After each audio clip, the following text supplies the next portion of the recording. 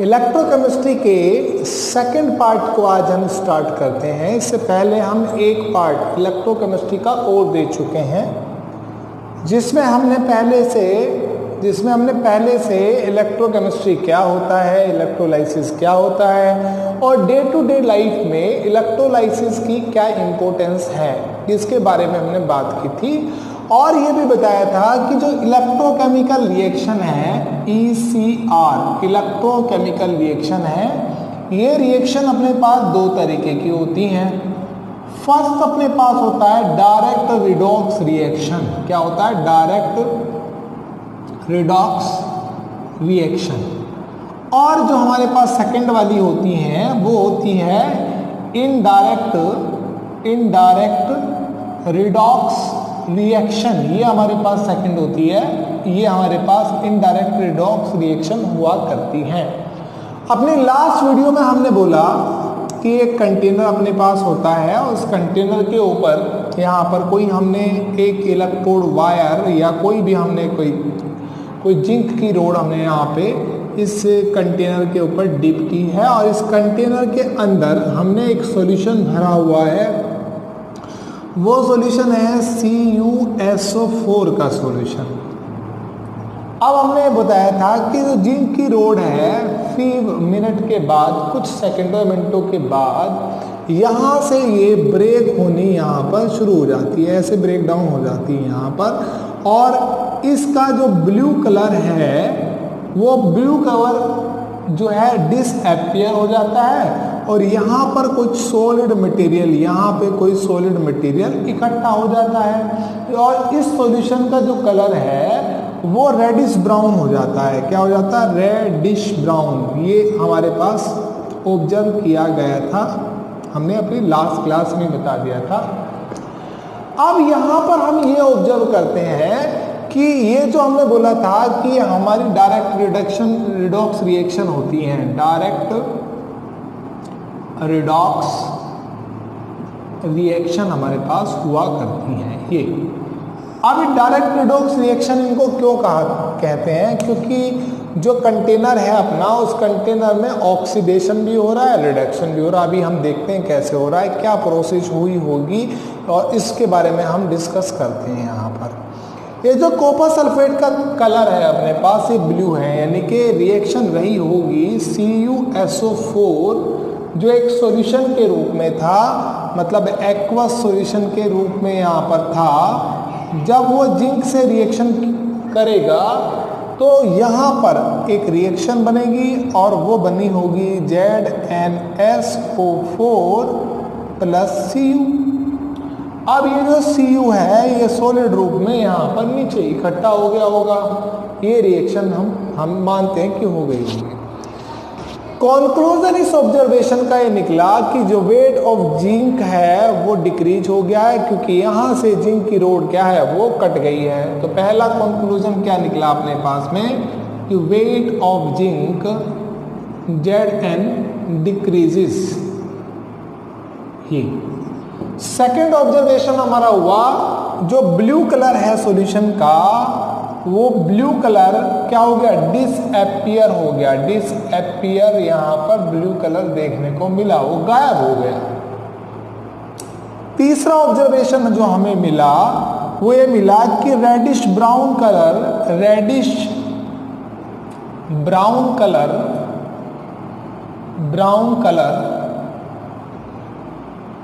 Is appear, वो appear हो गया है, वो दिखने लगा है अपने पास में। और फोर्थ और मोस्ट इंपोर्टेंट जो हमने ऑब्जर्व किया कि temperature of solution is increases. Temperature of solution increased. ये अपने पास में 4 ऑब्जर्वेशन हमें मिले। अब क्योंकि यहाँ पर कॉपर सल्फेट जो कि Cu2 पॉजिटिव SO4 नेगेटिव 2 यानी कि 2 नेगेटिव यहाँ पर आयन रखता है, वो न्यूट्रल हो गया। यानी कि CuSO4 प्लस जब Zn हुई होगी तो इसको यूं बोले कि यहाँ पर +2 स्टेट में है और यहाँ पर 0 में है, ये 0 में है और ये +2 स्टेट में है। तो ये कॉपर सल्फेट यहाँ पर इलेक्ट्रॉन को गेन कर रहा है क्योंकि जो 2 पॉजिटिव चार्ज है वो खत्म हो रहा है, और जिंक जो है वो इलेक्ट्रॉन को लॉस कर रहा है, यानी कि लूज ऑफ इलेक्ट्रॉन कर रहा है। यहाँ पर कह सकते हैं लॉस ऑफ इलेक्ट्रॉन, यहाँ पर इलेक्ट्रॉन का लॉस हो रहा है। तो जहाँ पर इलेक्ट्रॉन का लॉस हो रहा है वो ऑक्सीडेशन है, और जहाँ पर इलेक्ट्रॉन गेन किए जा रहे हैं वो आपके पास में क्या है, रिडक्शन है। तो रिडक्शन और ऑक्सीडेशन की प्रोसेस जब एक ही कंटेनर में की जाती है, रिडक्शन और ऑक्सीडेशन की प्रोसेस जब एक ही कंटेनर में की जाती हैं तो उस तरीके की रिडॉक्स रिएक्शन को हम डायरेक्ट रिडॉक्स रिएक्शन कहते हैं। डायरेक्ट रिडॉक्स रिएक्शन कहते हैं। हम क्या कहते हैं, डायरेक्ट रिडॉक्स रिएक्शन। अब बात कर लेते हैं अपनी यहां पर इनडायरेक्ट रिडॉक्स रिएक्शन की। अब बात कर लेते हैं यहां पर इनडायरेक्ट रिडॉक्स रिएक्शन की कि इनडायरेक्ट रिडॉक्स रिएक्शन क्या है, उसकी भी बात कर लेते हैं भाई। देखो अब उसके लिए हमने क्या किया, हमने 2 अलग अलग बीकर लिए। यहाँ पर एक कंटेनर लिया मैंने, एक बीकर लिया यहाँ पर, और दूसरा बीकर मैंने यहाँ पर लिया। ये मैंने एक बीकर ले लिया। अब जो फर्स्ट वाला बीकर है इस पर मैंने एक रोड लगाई, यहाँ पर वो रोड है मेरे पास जिंक की, और जो मेरे पास सेकंड कंटेनर है, ये सेकंड कंटेनर है, इस पर मैंने एक रोड लगाई यहाँ पर, वो रोड है Cu की, वो रोड है अपने पास Cu की। अब इस कंटेनर को हमने एक बल्ब के द्वारा ऐसे कनेक्ट कर दिए। यहाँ पर एक बल्ब लगा दिया हमने, यहाँ पर एक बल्ब लगाया ये, और ऐसे ऐसे यहाँ पर एक बल्ब लगा दिया हमने, यहाँ बल्ब लगा दिया हमने यहाँ पर। अब हमने इसको यहाँ पर देखो, ध्यान से समझने की बात है कि जब Cu Z और Cu साथ साथ रहते हैं, यहाँ पर हमने जो इलेक्ट्रोड है Cu की। अब इस वाले सॉल्यूशन में हमने यहाँ पर इस कंटेनर में हमने एक ZnSO4 1 मोलरिटी का एक सॉल्यूशन भर दिया, और इस वाले कंटेनर में हमने यहाँ पर 1 मोलरिटी का CuSO4 सॉल्यूशन भर दिया। अब हम ये देखना चाह रहे हैं यहाँ पर कि अब रिडॉक्स रिएक्शन होगी कि नहीं होगी। अब देखते हैं, इस बात को ऑब्जर्व करते हैं। हमने पाया कि यहाँ पर ये बल्ब है वो कुछ समय के लिए जल गया और उसके बाद अपने आप बुझ जाता है। यानी कि अगर यहाँ हम देखें कि बल्ब को जब हम इस कंटेनर को कनेक्ट करते हैं तो हम देखते हैं कि बल्ब थोड़े समय के लिए जला, उसके बाद बुझ गया। बल्ब के बुझने के कारण पे बात करेंगे हम। Z और Cu जब साथ साथ होते हैं और एक साथ मिलकर काम करते हैं तो इलेक्ट्रॉन को हमेशा Zn लूज करता है, क्योंकि Zn की टेंडेंसी इलेक्ट्रॉन लूज करने की ज़्यादा हुआ करती है अकॉर्डिंग टू इलेक्ट्रोकेमिकल सीरीज के मुताबिक, और इसीलिए Cu से जल्दी Zn इलेक्ट्रॉन को लूज कर देगा, और जब इलेक्ट्रॉन Zn जल्दी लूज कर देगा तो ये पोस्ट हमारा क्या हो जाएगा, नेगेटिव पोस्ट, और ये हमारा हो जाएगा positive post. Are you clear? अगर हम बल्ब की बात करते हैं तो बल्ब कुछ समय के लिए जलता है, उसके बाद बन जाता है। इनिशियल स्टेज पर ZnSO4 में जब ZnSO4 में अगर हम ZnSO4 की यहाँ पर बात करते हैं तो उसमें 2 तरीके के आयन होंगे, जिसको बोलेंगे Zn2 पॉजिटिव और SO4 negative 2 in initial state. अगर यहाँ देखें हम बात करें तो यहाँ CuSO4 होगा और वो क्या रखेगा, Cu2 पॉजिटिव और SO4 नेगेटिव 2। यहाँ पर ये होगा, Cu पॉजिटिव होगा और SO4 नेगेटिव आपके पास में होगा, SO4 2 नेगेटिव अपने पास होगा। CuSO4 में आप देखेंगे जितने Cu2 पॉजिटिव है उसके इक्वल SO4 नेगेटिव 2 रहे होंगे, और ZnSO4 वाले पोस्ट में जितने Zn2 पॉजिटिव हैं उसके इक्वल SO4 नेगेटिव 2 न्यूट्रलाइज कर रहे हैं, तभी ये न्यूट्रल सॉल्यूशन बन रहा है। जब दोनों पोस्ट को जोड़ते हैं और उसका कनेक्शन बैटरी से करते हैं तो आप पाएंगे, क्या पाएंगे जी, कि Zn की रोड, ये Zn की रोड जो है वो Zn2 पॉजिटिव को निरंतर इस सॉल्यूशन में डाल रही है ZnSO4, जिसकी वजह से उस सॉल्यूशन में Zn2 पॉजिटिव की संख्या बढ़ती जा रही है। और CuSO4 में जो Cu है कुछ SO4 जो कुछ देर बाद आप देखेंगे Cu प्लेट पर कलेक्ट हो जाते हैं। ये जो Cu हैं यहाँ पर Cu 2 पॉजिटिव कलेक्ट हो जाते हैं। तो यहाँ पर आप देखेंगे इलेक्ट्रॉन की जो अधिकता है Zn2 पॉजिटिव आने की वजह से बन गई, यहाँ पर देखेंगे कमी बन रही है, यहां पर देखेंगे आप कमी बन रही है। यानी कि सॉल्यूशन में आप देखेंगे कि वहां नेगेटिव चार्ज बढ़ रहा है और यहां पर पॉजिटिव चार्ज बढ़ रहा है। अब क्या होगा, सॉल्यूशन अपने इलेक्ट्रॉनों को चेंज करना बंद कर देगा। यानी कि हम बात करेंगे, जब हम दूसरे कारण पर बोध करते हैं, देखते हैं कि आखिरकार बल्ब बंद क्यों हो गया, जलता हुआ बल्ब बुझ क्यों गया। क्योंकि एक सिंपल तरीके से बात करें, अगर हम एक सिंपल तरीके से बात करें, ये अपने पास एक सॉल्यूशन था, दूसरा अपने पास एक सॉल्यूशन है, ये दोनों सॉल्यूशन जो अपने पास है, यहाँ पर एक Zn की रोड है, यहाँ पर Cu की रोड है। ये Zn जल्दी अपने इलेक्ट्रॉन को यहाँ पर 2 पॉजिटिव के रूप में दे रहा है और Cu यहाँ पर इकट्ठा हो रहा है, Cu2 पॉजिटिव यहाँ पर इकट्ठा हो रहा है। कुछ देर बाद जब Zn की कंसंट्रेशन उस हाफ सेल में, यानी कि इस हाफ सेल में बढ़ जाती है, जिससे सॉल्यूशन हाईली पॉजिटिव हो जाता है, ठीक उसी प्रकार से Cu इलेक्ट्रोड पर आकर के यहाँ पर इकट्ठा हो जाता है और यहाँ पर इकट्ठा हो जाने की वजह से आप देखेंगे Cu जो एक नेगेटिव इलेक्ट्रॉन की वजह का कारण बन रहा था, वहां पर इकट्ठा होने की वजह से Zn के बीच जहां पर आप देखेंगे Zn की कंसंट्रेशन बढ़ रही थी, वही इलेक्ट्रोड पर Cu के आ जाने पर भी प्रोसेस रुक जाती है।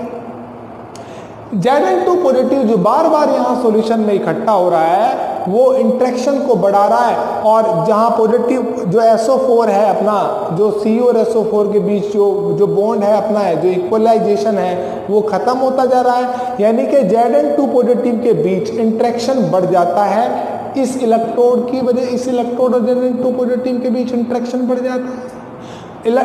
इस Cu रोड और Zn2 पॉजिटिव के बीच इंट्रैक्शन बढ़ जाने से इलेक्ट्रॉन जो है को जाने नहीं देता है और प्रोसेस को बंद कर देता है, मतलब बल्ब बंद हो जाता है। अब बल्ब बंद हो रहा है तो इसका मतलब सिंपल सी बात है। अब देखो एक बात और बता दूं मैं, जो इलेक्ट्रॉन का फ्लो होता है वो हमेशा नेगेटिव से पॉजिटिव की तरफ होता है, नेगेटिव से पॉजिटिव की तरफ होता है। और जो करंट है अपना, वो करंट हमेशा फ्लो करेगा पॉजिटिव से नेगेटिव की तरफ। अब हम बात करते हैं कैथोड की, इसकी बात कर रहे हैं यहाँ पर।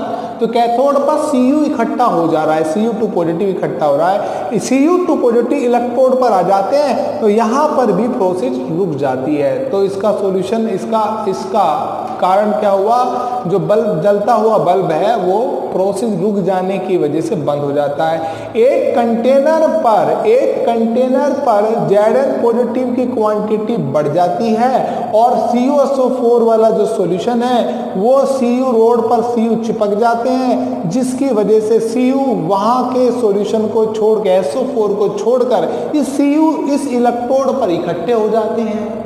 इलेक्ट्रोड पर इकट्ठे हो जाने की वजह से SO4 यहाँ पर बहुत ज्यादा बढ़ जाएगा, जिसकी वजह से प्रोसेस बंद हो जाएगी।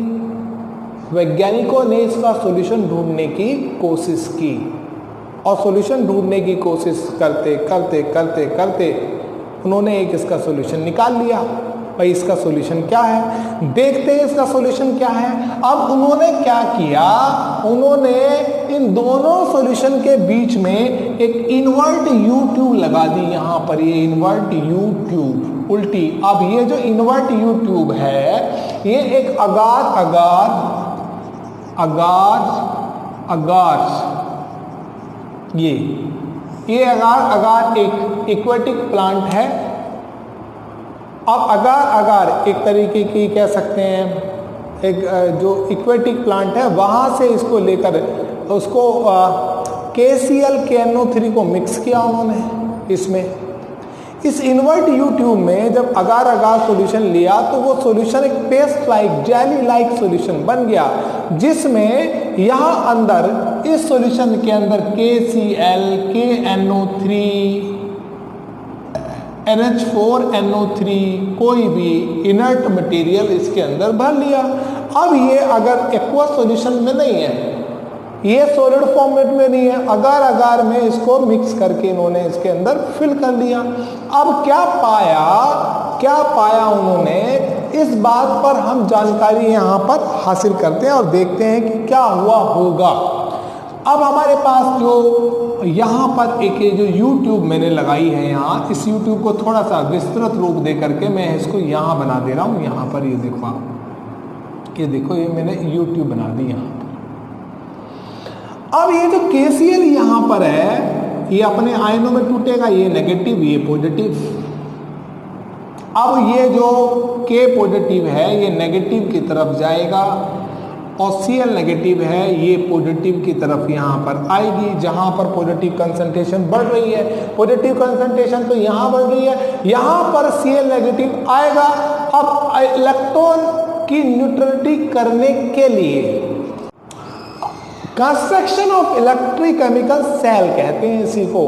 अब अगार अगार जेली सॉल्यूशन क्यों लिया, KCl भरने पर सारा KCl एकदम इलेक्ट्रोड पर पहुंच जाएगा। अगर हमने KCl लिक्विड फॉर्म लिया तो हमने क्या किया, अब यहाँ पर भी हम कॉटन लगा रखते हैं, यहाँ पे कॉटन लगा देते हैं। अगर हमने यहाँ सारा KCl लिया तो KCl सॉल्यूशन अगर लिक्विड लेते हैं हम तो वो दोनों एकदम तुरंत इमीडिएटली पहुंच जाता। अगार अगार मिलाने से जेली बन गया, एक जेल लाइक स्ट्रक्चर बन गया, जो K और Cl के नेगेटिव आयन को धीरे धीरे फ्लो करेगा, क्योंकि जेली ना तो सॉलिड है और ना ही लिक्विड। अगार अगार सॉल्यूशन सॉलिड बेस प्रोवाइडेड करता है। अगार अगार सॉल्यूशन क्या हुआ, एक सॉलिड बेस प्रोवाइडेड कर रहा है, इस प्रोसेस को थोड़ा धीमा कर रहा है। अगर ये प्रोसेस धीमी होती है तभी धीरे धीरे सॉल्यूशन न्यूट्रलाइज होगा और यहाँ पर आयन नेगेटिव आकर सॉल्यूशन न्यूट्रलाइज होता जाएगा और यहाँ पर आप देखें यहाँ पर K पॉजिटिव आकर ये सॉल्यूशन में न्यूट्रलाइज होता रहेगा। आयनों का एक्सचेंज लगातार भाई होता रहेगा। एक काम किसने किया, इस सॉल्ट ब्रिज ने। भाई सॉल्ट ब्रिज क्या है, एक सॉल्ट ब्रिज एक इन्वर्ट यू ट्यूब है। सॉल्ट ब्रिज क्या है, एक इन्वर्ट यू ट्यूब है, जिसके अंदर सेमी सॉलिड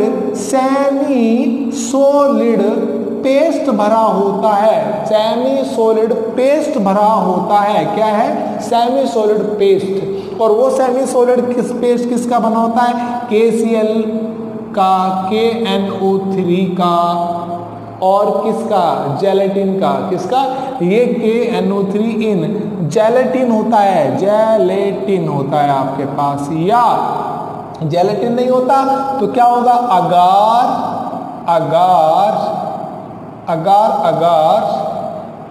अगार सॉल्यूशन।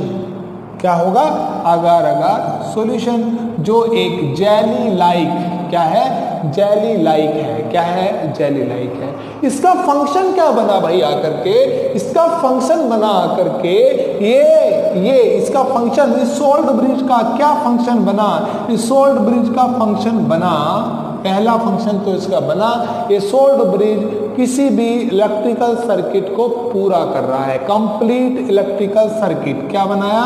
Complete electrical